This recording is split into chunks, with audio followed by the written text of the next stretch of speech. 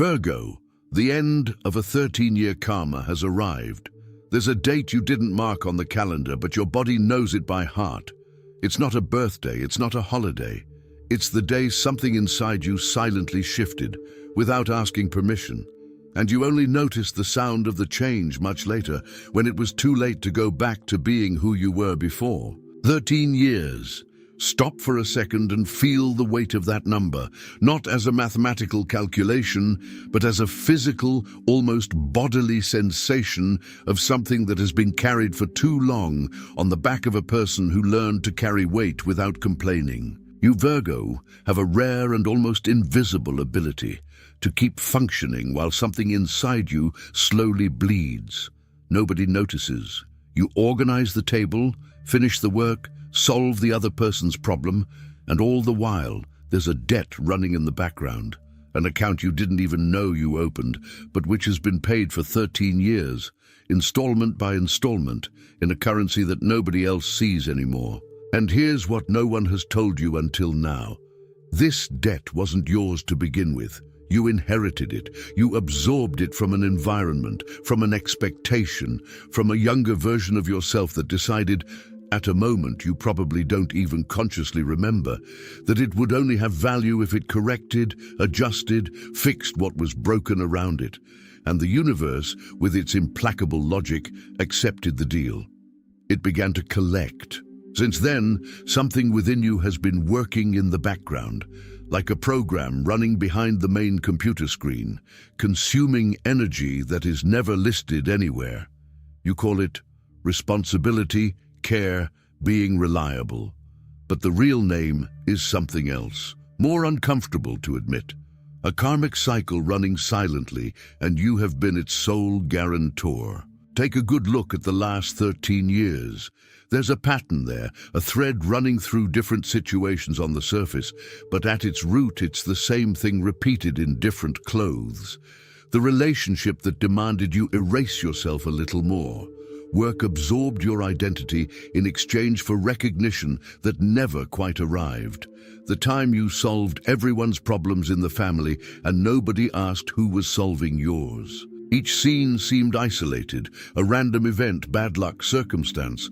But they are not. They are installments, and there's an unsettling detail that almost no one stops to observe. You never consciously chose to pay for any of it. The bill arrived, and you simply paid, because that was the only language you had learned to speak to the world. Someone asks, you deliver. Someone fails, you cover the failure. Someone needs stability, and you become the ground beneath their feet, even when your own ground is cracked inside. There's a word that astrology uses carefully, almost in a whisper, because it carries too much weight to be thrown around lightly: debt. Not in the banking sense, in the sense of something taken from one place that needs to return to another, in an equation that time insists on closing, sooner or later, with or without your consent. And what's about to happen now, yes, now, at this specific moment in your life, is that the final installment is being collected. But this time, unlike the previous 13 times, there's a difference that changes everything. You are no longer the same person who took on this debt. And there's a question that needs to be asked before we continue, because without answering it, nothing that comes after makes sense. What happens when someone finishes paying off a debt they didn't even know they had? It had been opened.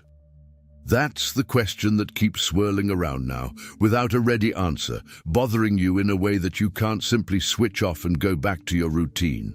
It was while searching for answers to this that I found this digital book, The Divine Path That Guides Your Zodiac Sign to a Life of Purpose, came to me when I was trying to understand why certain emotional debts take years to resolve, and why Virgo is usually the one who takes the longest to realize they've paid enough. The material doesn't treat this as a sentence. It treats it as a decision map. It shows where Virgo confuses duty with identity, and how to recognize the moment when carrying the burden is no longer necessary and has become a habit. It's a mental attitude That of someone who stops automatically accepting every demand and starts asking if it's still fair. You're processing something right now. The weight of 13 years rearranging its own meaning within your chest in real time as you listen to this. This realization has a short window. The logical mind is already trying to rationalize the discomfort to return you to your usual routine. Don't let it. Looking at this head-on is necessary now, while it still hurts enough to be real. The link is in the first pinned comment. But be aware, this content may be taken down. Click now and download your copy. Tell me in the comments, what was the first time during childhood or adolescence that you felt you needed to earn love by being useful? There is a type of work that cannot be measured in days, but in decades. The sculptor who receives a rough block of marble does not see a finished statue waiting to be revealed by a stroke of luck. He sees excess. He sees everything that needs to be removed, hammer blow after hammer blow, year after year, until the true form appears beneath what remains. You've been operating on yourself like this for 13 years, only without realizing that this was the work. Every time you identified a flaw in yourself and corrected it before anyone noticed, you gave yourself a hammer blow. Every time you adjusted your behavior, polished your response, controlled your reaction, a hammer blow. And the problem with sculpting your own stone is that there is no distance between the artist and the work. You are both at the same time, the one who strikes the chisel and the one who feels each blow in your own flesh. A true sculptor knows something that is almost never said aloud. There comes a point when continuing to remove material no longer reveals any form. It only destroys what was already complete. And no one trains a sculptor to recognize this line. He learns it on his own, usually too late, when he has already chipped away where he shouldn't have. You've already chipped away too much of yourself, thinking there was still some more perfect version hidden inside. But what if that form was already complete years ago, and what continues to happen now is no longer sculpture? It's just wear and tear. Anyone who has ever seen a prospector at work knows that the romantic image of finding a nugget sparkling on the first sifting is practically a lie. The real work is something else entirely. It's passing the same muddy water through the sieve hundreds of times, discarding kilos of worthless sand in the statistical hope that between one sifting and another, a grain will appear that makes it all worthwhile. Virgo treats their own relationships, their own projects, their own emotional life like this silent gold mine. You sift through, you analyze each person, each opportunity, each situation, searching for the grain of real value hidden among the excess sand. And most of the time you only find more sand, disappointment, unrequited effort, people who didn't have the gold they promised to have. But there's a difference between the average prospector and you. The prospector knows from the beginning that sometimes the river has no gold at all in that stretch, and he allows himself to change rivers. You, after 13 years sifting through the same waterway, still think the problem lies in your sieve, your technique, your effort. You never consider that perhaps the river itself has already been explored down to the last stone. And what happens to a prospector who finally understands this after so long, when he sees for the first time, truly shining between his dirty fingers, the first grain that didn't require desperate searching? There is a nearly extinct craft that consists of repairing torn fabric with such precision that no one will ever know there was a tear there. The darner doesn't just patch it with a scrap of fabric. She reconstructs it thread by thread, mimicking the original weave until the fabric looks whole again, even knowing better than anyone exactly where the damage was. This has been your invisible craft for 13 years.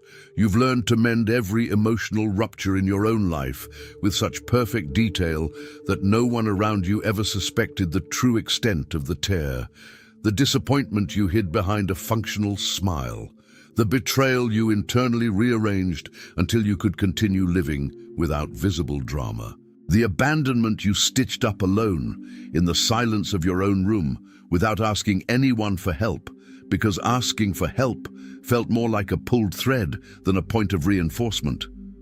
The problem with being such a skilled seamstress is that no one ever sees the work, and therefore no one ever recognizes the effort. You're left alone with the needle, alone with the torn fabric, alone with the certainty that if you stop sewing for a second, everything will unravel completely. But there's a limit to how many times the same fabric can be mended before it simply can't hold any more new stitches. And nobody ever asked you, how many times has this specific fabric, yours, been mended without anyone replacing the piece? A blacksmith who truly works with metal knows something that seems contradictory. For steel to become truly strong, it needs to be bent over itself repeatedly, heated almost to its limit, hammered and bent again. There are no shortcuts. Weak metal breaks on the first try. The metal that becomes a real blade is precisely that which has withstood being bent dozens, sometimes hundreds of times, without ever being discarded by the blacksmith. You've been bent over yourself for 13 years, and no one ever told you that outright. Every crisis you've weathered, every loss that required a fresh start, every moment when what seemed solid needed to be dismantled, all of that was, without any exaggeration, the forge working on you. Painful, yes, but not random. What nobody tells you about the process is the exact moment when the blacksmith stops bending. There's a point where the metal has absorbed enough layers, has become dense enough, and continuing to hammer doesn't strengthen anything further. It only weakens the already finished structure. An inexperienced blacksmith doesn't recognize this point and destroys perfectly finished blades out of excessive zeal. And it is precisely here that the uncomfortable question arises. As a Virgo, you have been hammering away at your own internal structure for so long that you may no longer even realize when it is ready. Perhaps the next blow you are preparing to deliver to yourself will no longer be ready, be simply damage. If you felt the weight of every blow you've taken in these 13 years of forging, there's a difference between continuing to be hammered blindly and learning to recognize when the metal is ready. It is this discernment that the divine path that guides your zodiac sign to a life of purpose helps Virgo develop, distinguishing what still needs adjustment from what is already wasted strength in repeated self-criticism. No blacksmith works on the same piece forever. At some point he puts the hammer away. The link is in the first pinned comment. The last copies are running out. Click now and begin your journey towards the clarity and genius you deserve. There is a specific type of eclipse that astronomers wait decades to observe from a precise point on the planet, because the perfect alignment between celestial bodies that causes this specific phenomenon simply doesn't repeat itself often. They set up equipment, calculate trajectories, travel to remote locations, all to witness an event that lasts only a few minutes, but only happens in that way, at that angle, once every many years.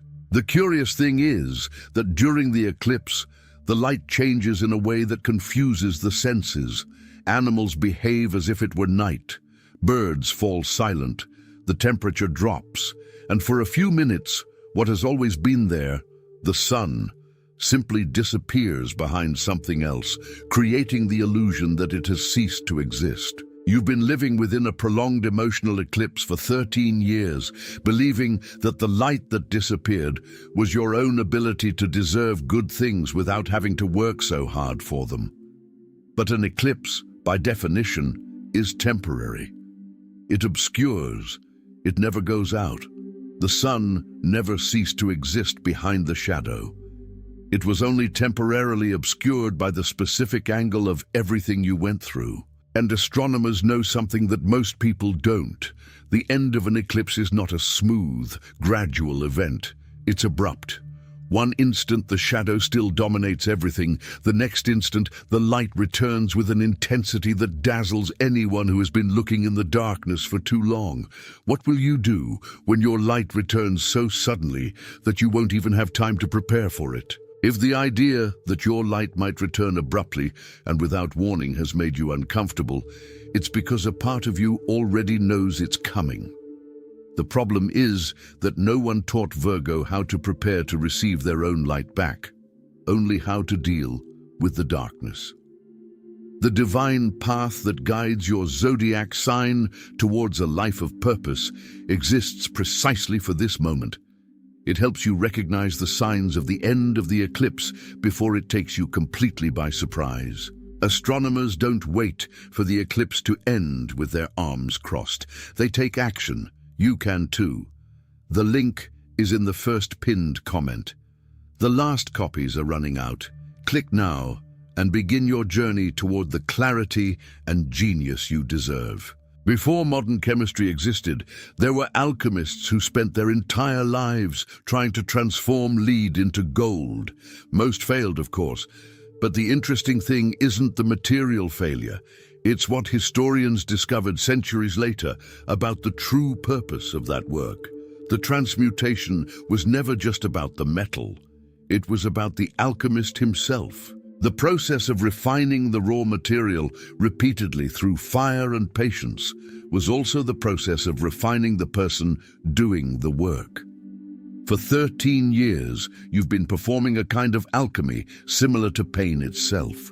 You've taken every disappointment, every moment of rejection, every situation where you had to fend for yourself, and tried, through analysis, effort, and self-control, to transform that raw material into something worthwhile.